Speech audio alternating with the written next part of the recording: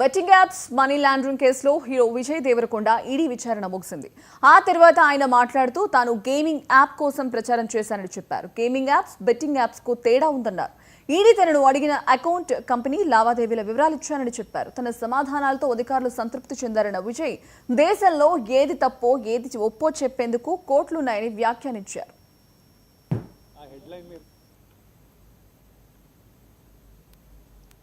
ఇప్పుడు మీ ఛానళ్ళల్లో headlines స్క్రోలింగ్లో illegal betting యాప్స్లో నాకు పిలిచారని స్క్రోలింగ్ నడుస్తుంటుంది, హెడ్లైన్స్ నడుస్తుంటుంది నాకు తెలుసు.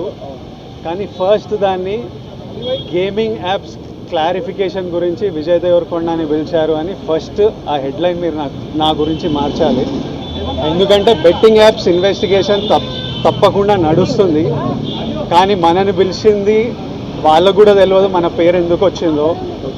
బట్ మన పేరు వచ్చినందుకు వాళ్ళు వెరిఫికేషన్ చేసుకొని వాళ్ళు డెలిజెన్స్ తీసుకోవాలి. మనం చేసింది గేమింగ్ యాప్స్కి ఎండోర్స్మెంట్. గేమింగ్ యాప్కి బెట్టింగ్ యాప్కి అసలు సంబంధమే లేదు.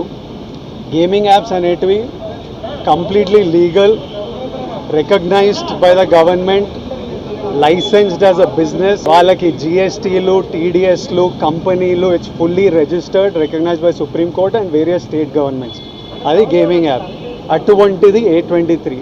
ఇప్పుడు క్విక్గా డౌట్ ఉన్న వాళ్ళకి క్విక్గా మీరు గూగుల్లోకి వెళ్ళి టాప్ గేమింగ్ యాప్స్ అని కొడితే కొన్ని వస్తాయి. A23తో సహా My11 సర్కిల్, Dream11, NPL, జుపీ ఇట్లాంటివి కొన్ని వస్తాయి.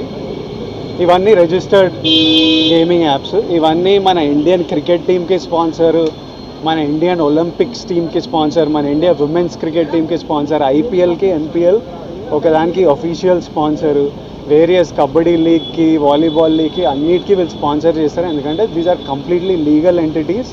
ఇప్పుడు మీ ఛానల్